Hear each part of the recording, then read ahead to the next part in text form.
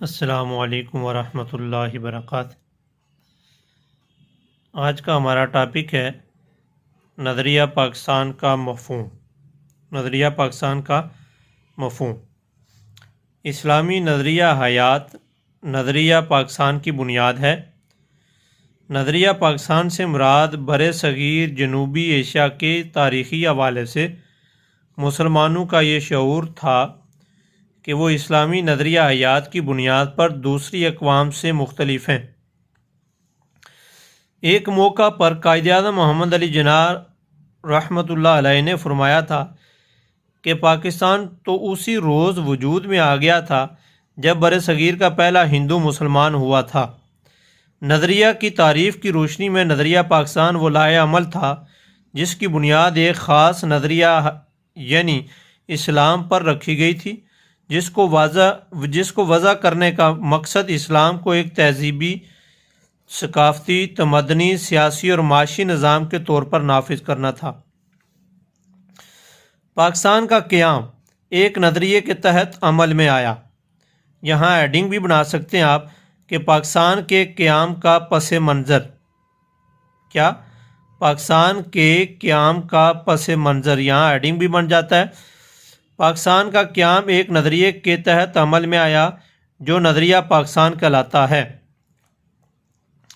نظریہ پاکستان کی حیثیت پاکستان کے وجود میں روح کی طرح ہے، جس کے بغیر پاکستان کے قیام کا کوئی تصور نہیں کیا جا سکتا۔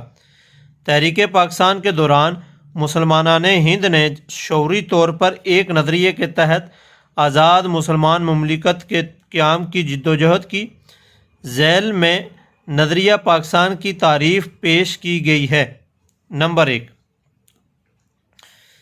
کہ نظریہ پاکستان سے مراد ایک الگ خطہ زمین کا اصول ہے جس میں مسلمانان برصغیر قرآن و سنت کی روشنی میں اسلامی قدروں اور نظریات کو محفوظ کر سکیں اور اپنی زندگیاں اسلام کے روشن اصولوں کے تحت گزار سکیں۔ نمبر 2 تحریک پاکستان اور تعمیر پاکستان کے مجموعی تصور کو نظریہ پاکستان کہتے ہیں۔ نمبر 3 نظریہ پاکستان وہ نظریاتی بنیاد ہے جس کے تحت برصغیر کے مسلمانوں نے اپنی شناخت، حقوق، علیحدہ وطن اور قومی فلاح اور بہبود کے لیے جدوجہد کی۔ اگلا ٹاپک ہمارا ہندوستان میں اسلامی دور حکومت کے دوران میں اسلام کی بنیادی اقدار، مسلمان مصلحین اور سماجی اور ثقافتی حوالے سے نظریہ پاکستان کی وضاحت۔ نظریہ پاکستان اسلامی نظریہ پاکستان کی روح ہے اور اس کی وجہ سے محفوظ اور سلامت ہے۔ پاکستان کے وجود کا انحصار اسی نظریے پر ہے جس کی بنیاد پر یہ وجود میں آیا۔ برصغیر کے مسلمانوں نے پاکستان اسی نظریے کے تحت قائم کیا اور یہی نظریہ اسے مضبوط اور مستحکم رکھ سکتا ہے۔ اسلامی اصولوں کے نفاذ کے لیے ہی پاکستان قائم کیا گیا۔ آگے دیکھیں اسلامی اقدار۔ برصغیر کے مسلمانوں نے پاکستان کے مطالبے کے وقت یہ طے کیا تھا کہ اسلام کے سنہرے اصولوں پر مبنی معاشرہ بنایا جائے گا جہاں اسلامی اقدار مثلاً انصاف، مساوات، آزادی اور رواداری کو فروغ دیا جائے گا۔ قیام پاکستان کے بعد قائد اعظم سے سوال کیا گیا کہ تقسیم کیے بغیر برصغیر میں مسلمانوں کو اپنے مذہب کے مطابق عبادت کرنے کی آزادی ہے تو پھر پاکستان کا مطالبہ کیوں؟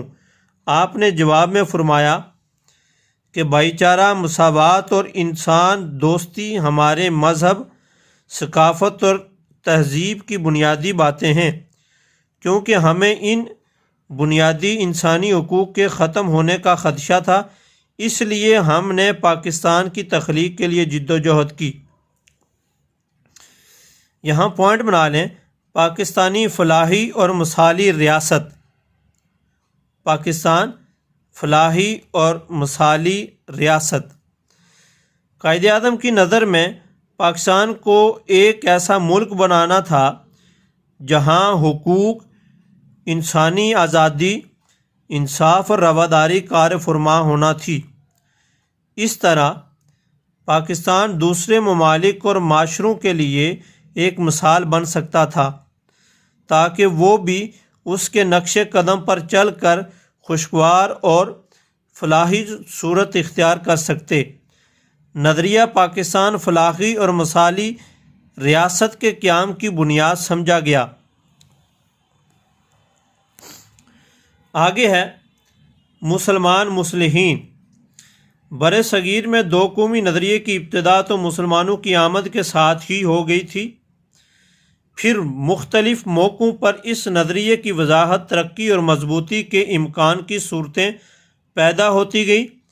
1867 میں سر سید احمد خان نے صاف طور پر کہہ دیا تھا کہ ہندو اور مسلمان دو الگ الگ قومیں ہیں اور ایک دوسرے میں جذب نہیں ہو سکتی۔